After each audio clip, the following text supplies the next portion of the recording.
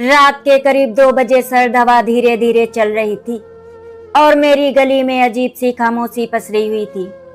मैं अपने ही घर के गेट के बाहर पड़ा हुआ था, बेजान ठंडा और पूरी तरह से निश्चल। लेकिन अजीब बात ये थी कि मैं सब कुछ देख पा रहा था, महसूस कर पा रहा था, बस छू नहीं पा रहा था। मेरी आत्मा मेरे शरीर से अलग हो चुकी थी। वो मैं था जो हमेशा शराब के नशे में धुत रहता था, जो अपनी पत्नी रुबीना पर हाथ उठाता था, अपनी छोटी सी बेटी कनिका पर चीखता था और अपनी माँ के दिल को रोज रोज दुखाता था। मैं घबराया हुआ घर के अंदर भागा। मुझे लगा शायद मैं सबको बता देता हूँ कि मैं बाहर पड़ा हूँ, कोई मुझे उठा ले तो शायद मैं अभी भी बच जाऊं। मैं जोर जोर से चिल्लाया, मम्मी, रुबीना, मैं बाहर हूं, मुझे देखो। लेकिन मेरी आवाज जैसे हवा में खो जाती थी। कोई भी मुझे सुन ही नहीं पा रहा था। मैं बार बार कोशिश करता, उनके सामने खड़ा होकर हाथ हिलाता, लेकिन उनके लिए मैं अब सिर्फ एक अदृश्य साया बन चुका था। घर के अंदर का माहौल बिल्कुल अलग था। मम्मी बार बार दरवाजे की तरफ देख रही थी, उनकी आंखों में चिंता साफ झलक रही थी। रुबीना बार बार फोन मिलाने की कोशिश कर रही थी, लेकिन मेरा फोन तो मेरे शरीर के पास ही गिरा पड़ा था। मेरी छोटी सी कनिका एक कोने में बैठी रो रही थी, मम्मी पापा अभी तक क्यों नहीं आए? उसका मासूम सवाल मेरे दिल को चीर गया।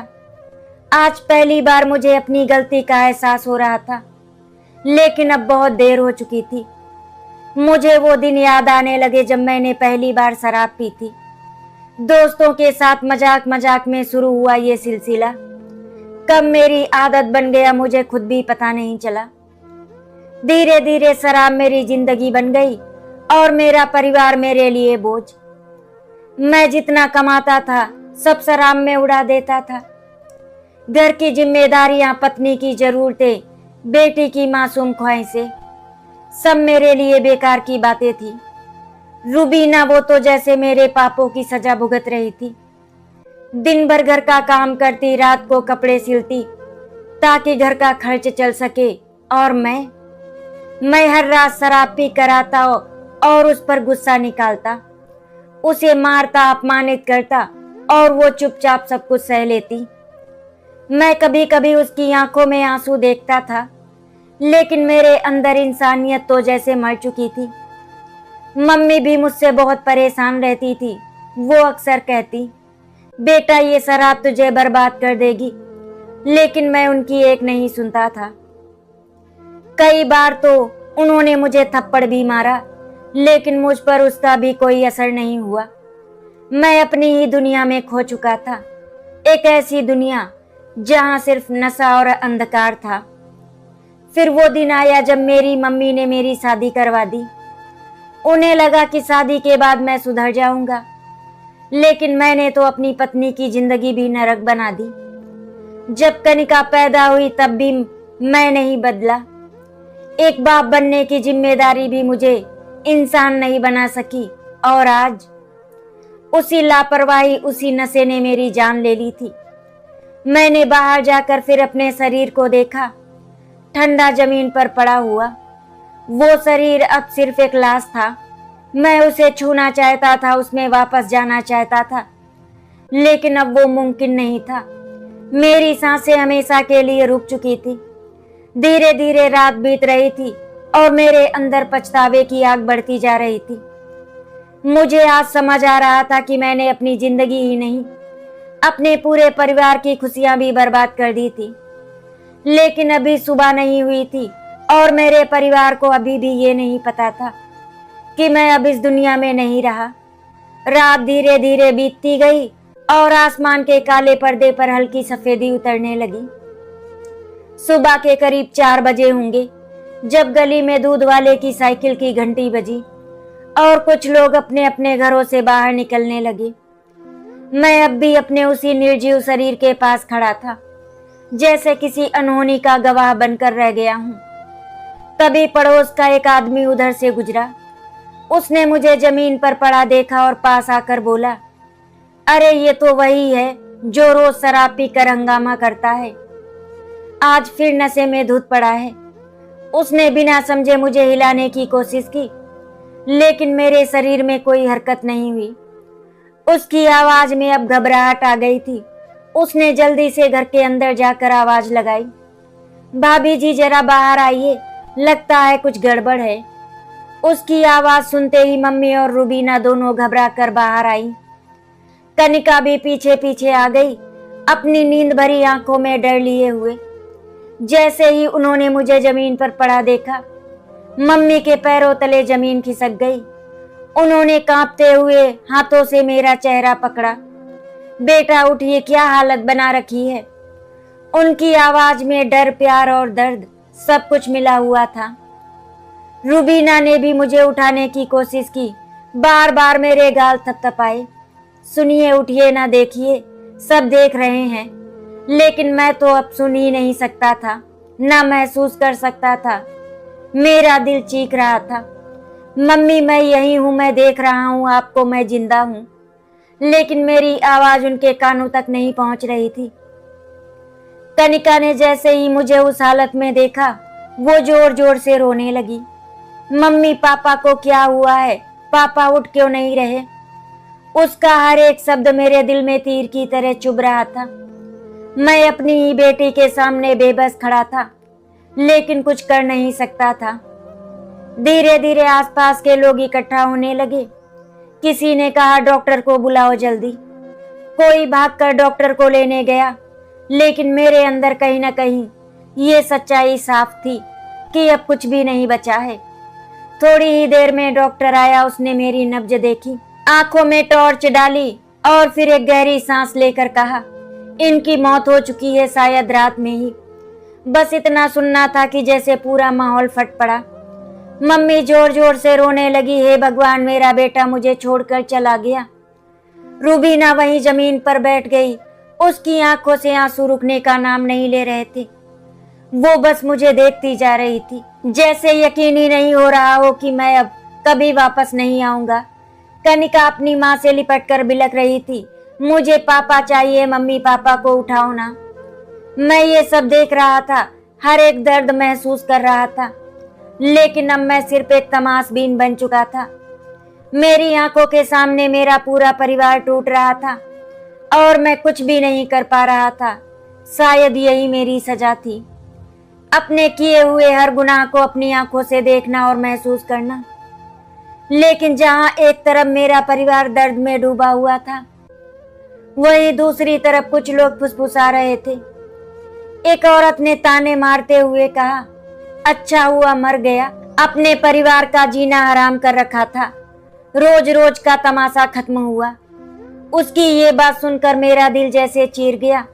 मैं गुस्से में उसके पास गया, उसे रोकना चाहा, लेकिन फिर याद आया, अब मैं सिर्फ एक परछाई हूँ जिसकी कोई आवाज नहीं, कोई अस्तित्व नहीं। मुझे पहली बार समझ आया कि मैंने अपने जीते जी कैसी छवि बना ली थी। लोगों की नजरों में मैं एक जिम्मेदार बेटा या पति नहीं, बल्कि एक बोझ और परेशानी था। मैंने कभी सोचा ही नहीं था कि मेरे जाने के बाद लोग मेरे बारे में ऐसा सोचेंगे। मेरे शरीर को उठाकर घर के अंदर ले जाया गया, सफेद चादर में लपेटा गया। मम्मी बार बार मेरे चेहरे से चादर हटाकर देखती और फिर रो पड़ती। एक बार आंखें खोल ले बेटा, मैं तुझसे कुछ नहीं कहूंगी। उनकी ये बात सुनकर मेरा दिल फट रहा था। काश मैं सच में एक बार आंखें खोल पाता। रूबीना चुपचाप एक कोने में बैठी थी। उसकी आंखों में आंसू थे, लेकिन चेहरा पत्थर की तरह हो गया था। शायद वो अंदर ही अंदर टूट चुकी थी। उसे समझ ही नहीं आ रहा था कि अब वो क्या करेगी, कैसे इस घर को संभालेगी, कैसे कनिका को पाल पाएगी। और मैं बस ये सब देख रहा था। हर एक पल मुझे ये एहसास दिला रहा था कि मैंने अपनी जिंदगी कितनी गलत जी। मैंने अपने ही हाथों से अपनी खुशियों को, अपने परिवार को बर्बाद कर दिया। अब पूरी तरह सुबह हो चुकी थी, लेकिन मेरे घर के अंदर जैसे अंधेरा और गहरा हो गया था। आंगन में लोग धीरे धीरे इकट्ठा होने लगे थे। रिश्तेदारों को खबर दे दी गई थी। और हर आने वाला शख्स मेरे शरीर के पास खड़ा होकर मुझे देखता, सिर हिलाता और फिर दुख जताने के नाम पर कुछ शब्द बोलकर चुप हो जाता।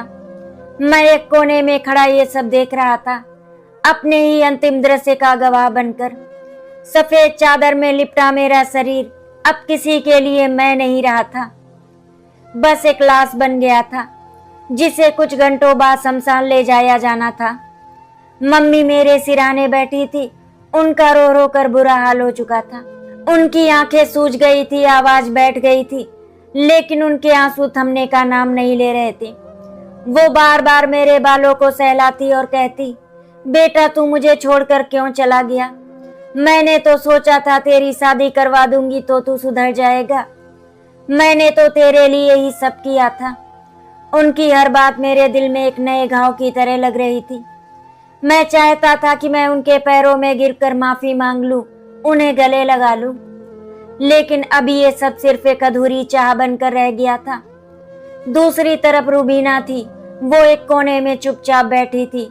उसके चेहरे पर दर्द तो था, लेकिन उसके आंसू जैसे अंदर ही जम गए थे।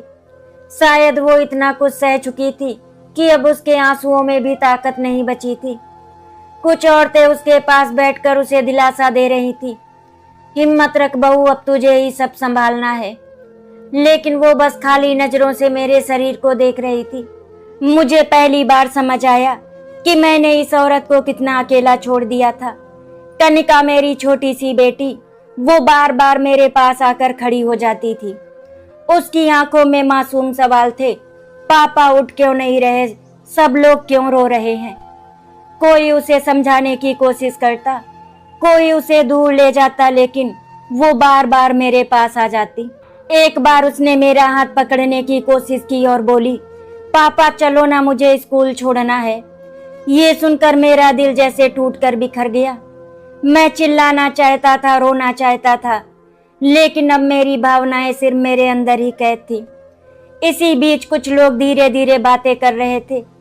कोई मेरे बारे में अफसोस जता रहा था, तो कोई मेरे किए हुए कामों को याद करके ताने मार रहा था।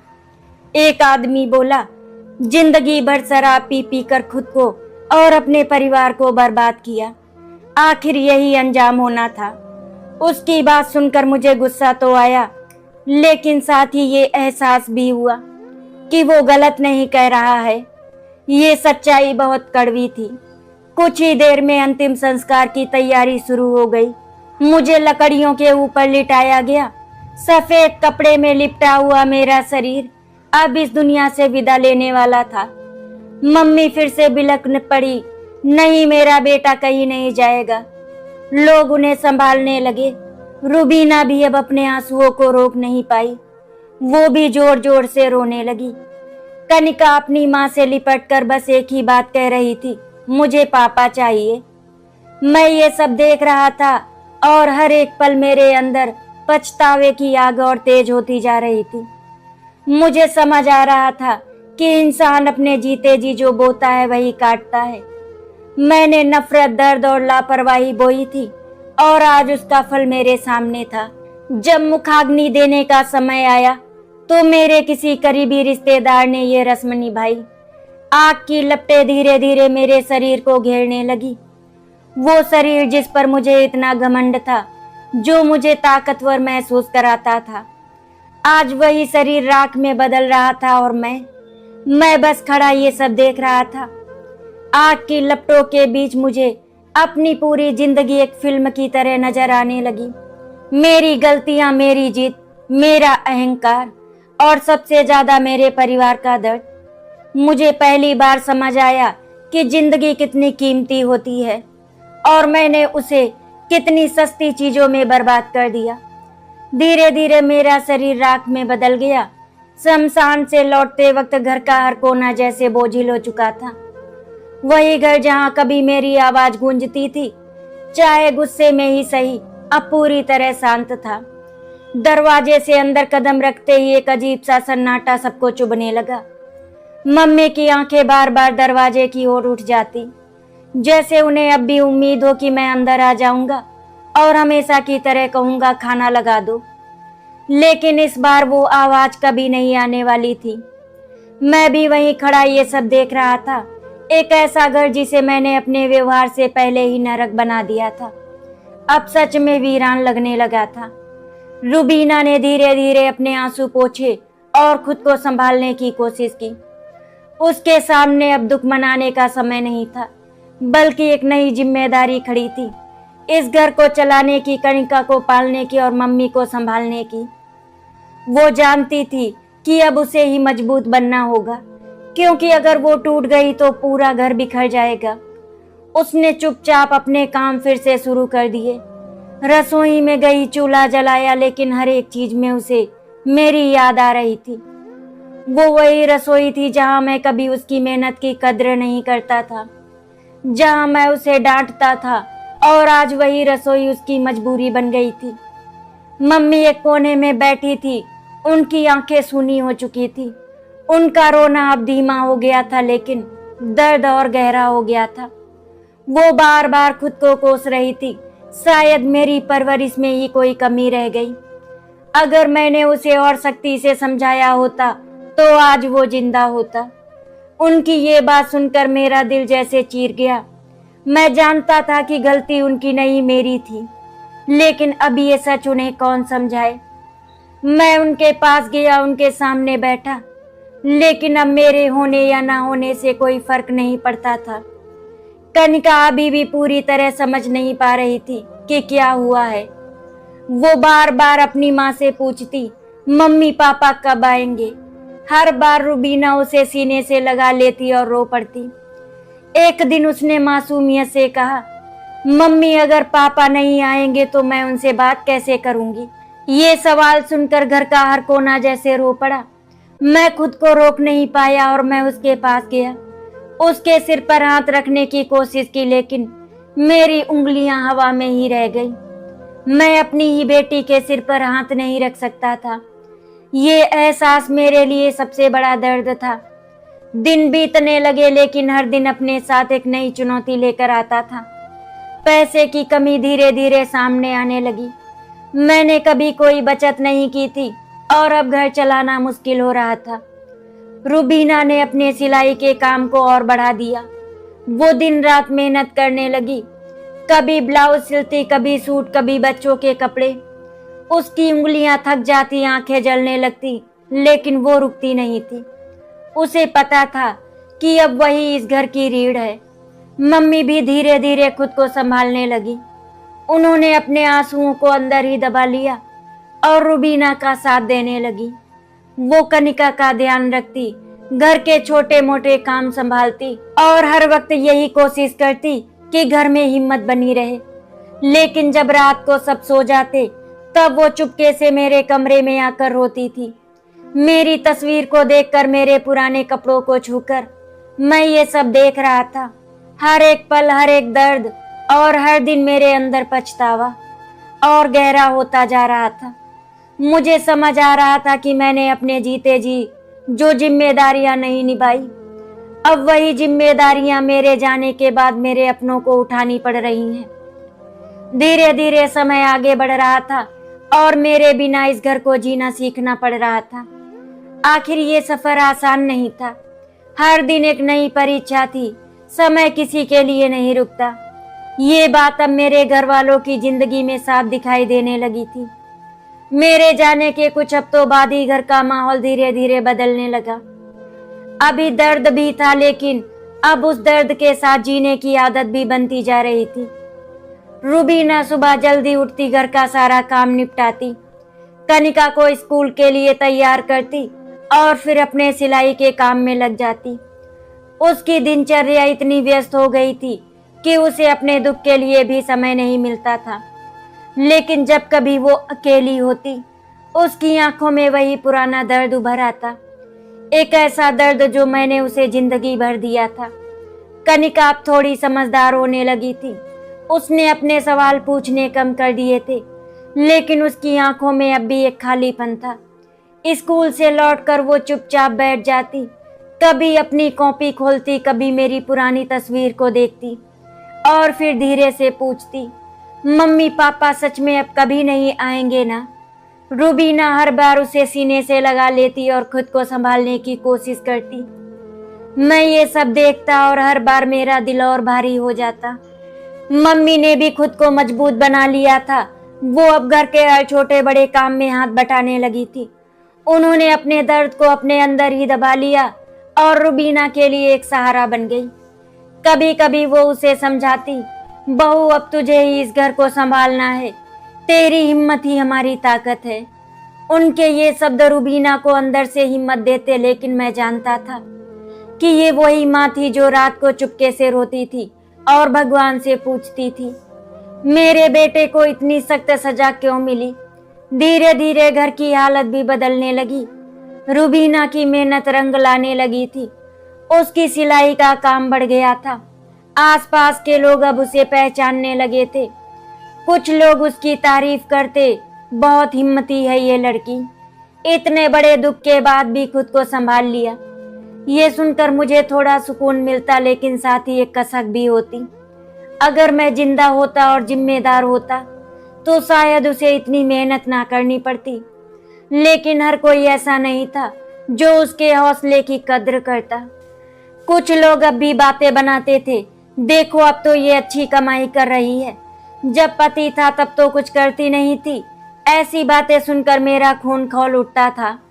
मैं चाहता था कि मैं उन लोगों को जवाब दूं, उन्हें सच्चाई बताऊं कि ये वही औरत है जिसने मेरी हर गलती को सहा, जिसने मेरे कारण अपनी जिंदगी बर्बाद कर दी। लेकिन अब मेरे पास आवाज नहीं थी। एक दिन मैंने कुछ ऐसा देखा जिसने मुझे अंदर तक हिला दिया। कनिका स्कूल से लौटी थी और उसने अपनी माँ से कहा, मम्मी मैं बड़ी होकर डॉक्टर बनूंगी ताकि आपको कभी पैसे की चिंता ना करनी पड़े। उसकी ये बात सुनकर रूबीना की आंखों में आंसू आ गए, लेकिन इस बार वो आंसू दुख के नहीं बल्कि गर्व के थे।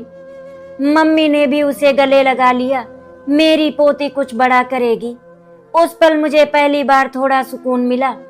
मुझे लगा कि शायद मेरे जाने के बाद भी मेरा परिवार टूटकर बिखरा नहीं बल्कि धीरे धीरे मजबूत हो रहा है। लेकिन ये मजबूती उनकी अपनी मेहनत और त्याग की वजह से थी, मेरी वजह से नहीं। अब मुझे अपनी हर गलती और साफ नजर आने लगी थी। मैंने अपनी जिंदगी को जिस तरह बर्बाद किया वो सिर्फ मेरी नहीं बल्कि मेरे पूरे परिवार की सजा बन गई थी। समय के साथ जिंदगी ने रफ्तार पकड़ ली थी, लेकिन हर मोड़ पर एक नई परीक्षा उनका इंतजार कर रही थी। अब घर में दुख की जगह धीरे धीरे जिम्मेदारियों ने ले ली थी। रूबीना की मेहनत और लगन ने उसे एक पहचान दिलानी शुरू कर दी थी।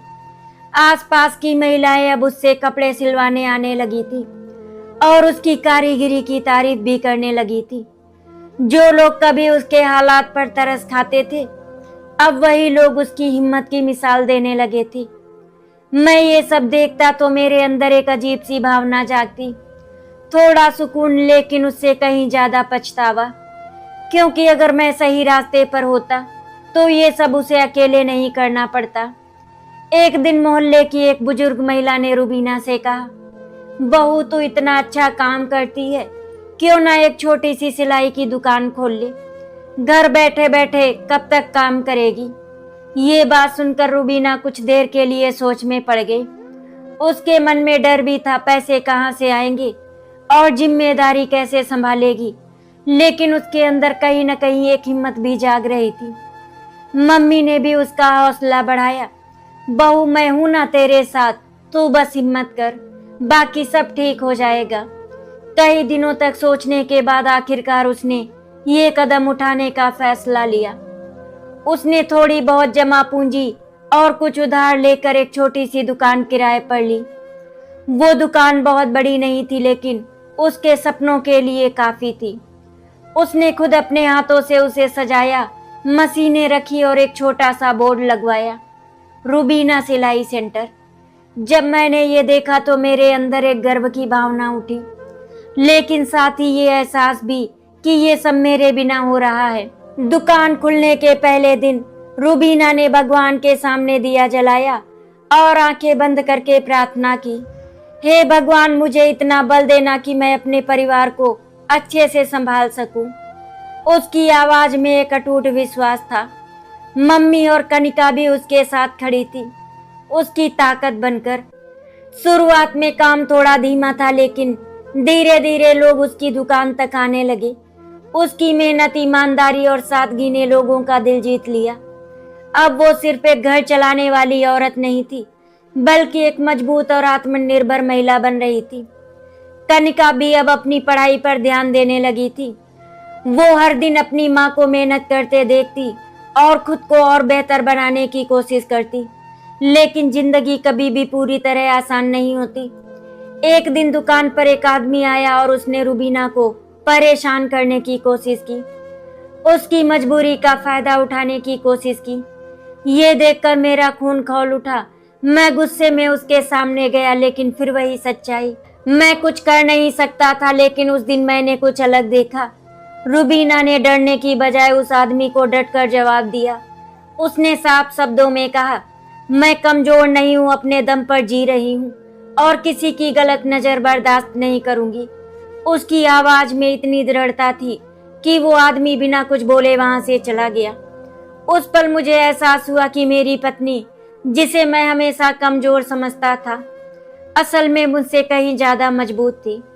उसने बिना किसी सहारे के सिर्फ अपनी हिम्मत के दम पर अपनी और अपने परिवार की जिंदगी को संभाल लिया था।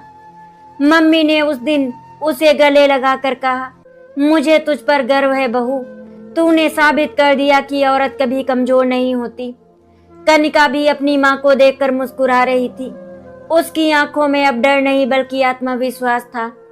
मैं ये सब देख रहा था और पहली बार मुझे लगा कि शायद मेरे जाने के बाद भी मेरा परिवार सिर्फ जिंदा नहीं है, बल्कि आगे बढ़ रहा है, मजबूत बन रहा है। लेकिन मेरे अंदर का पछतावा अब भी खत्म नहीं हुआ था। मैं जानता था कि ये सफर अभी लंबा है।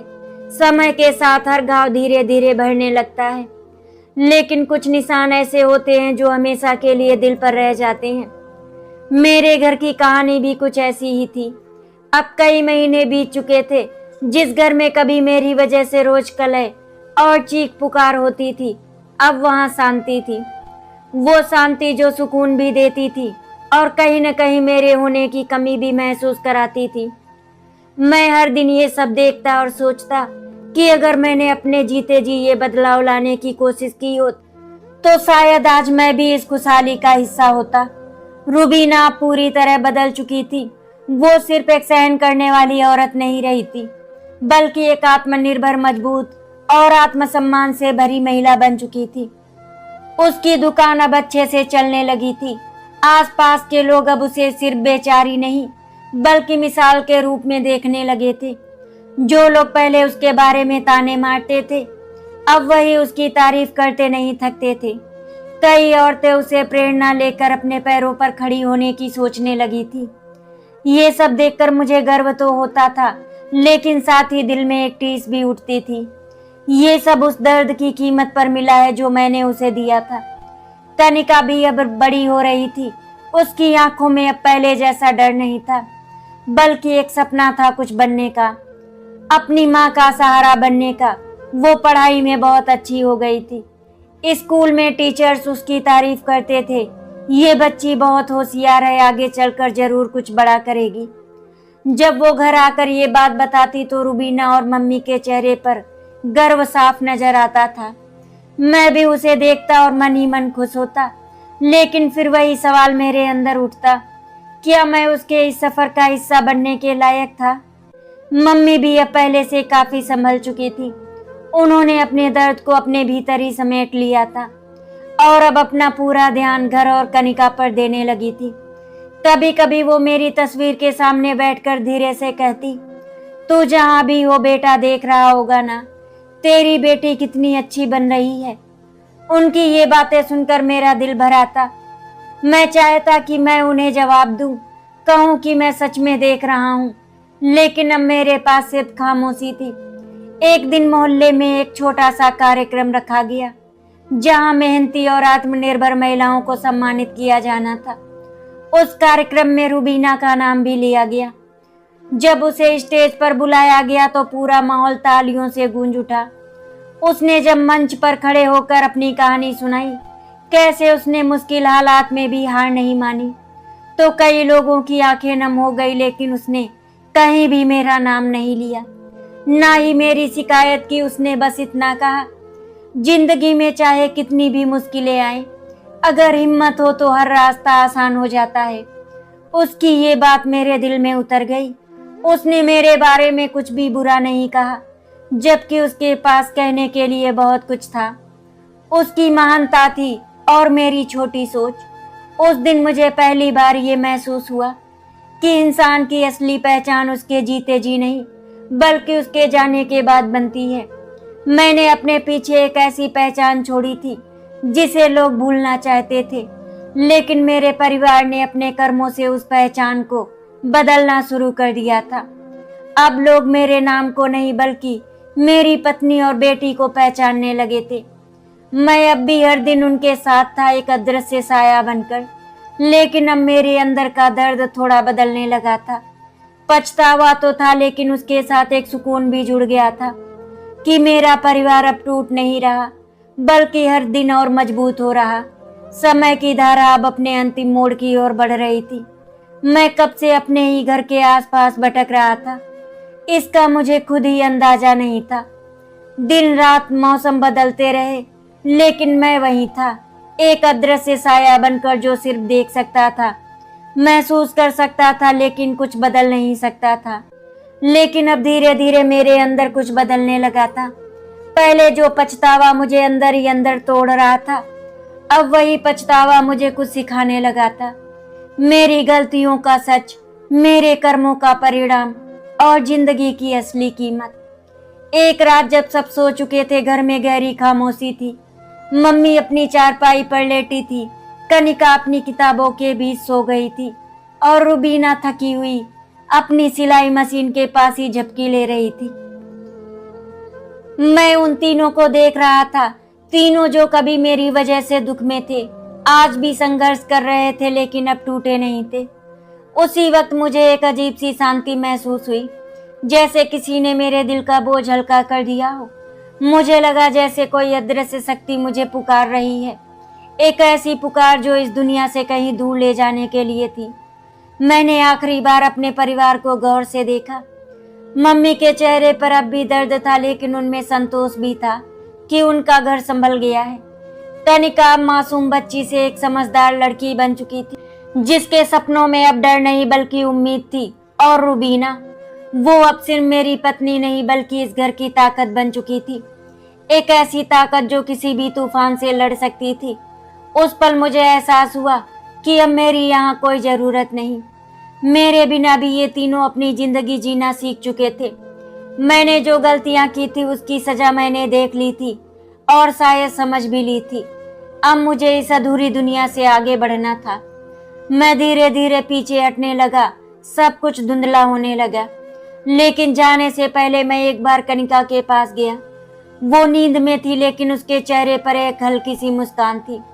मैंने मन ही मन कहा, बेटा, मैं तुझे वो प्यार नहीं दे पाया जो एक पिता को देना चाहिए था, लेकिन तू हमेशा खुश रहना, अपनी माँ का सहारा बनना। फिर मैं मम्मी के पास गया। माँ, मुझे माफ कर देना, मैंने आपको बहुत दुख दिया। और आखिर में मैं रुबीना के सामने खड़ा हुआ। वो अब भी सो रही थी, लेकिन उसके चेहरे पर एक अजीब सी मजबूती थी। मैंने धीमे से कहा, तुमने हमेशा मेरा साथ निभाया और मैंने तुम्हें सिर्फ दर्द दिया, मुझे माफ कर देना। मुझे लगा जैसे अब मेरी आत्मा को शांति मिल रही है। मेरी कहानी खत्म हो गई, लेकिन मेरा संदेश हमेशा जिंदा रहेगा। शराब और गलत आदतें सिर्फ इंसान को नहीं, उसके पूरे परिवार को बर्बाद कर देती हैं। जिंदगी एक मौका है, इसे समझदारी से जियो, वरना पछताने का समय भी नहीं मिलेगा। आशा करती हूँ आपको हमारी कहानी अच्छी लगी होगी। अगर आपको हमारी कहानी अच्छी लगी तो वीडियो को लाइक एंड शेयर करें, चैनल को सब्सक्राइब करें। वीडियो देखने के लिए आप सभी का बहुत बहुत धन्यवाद।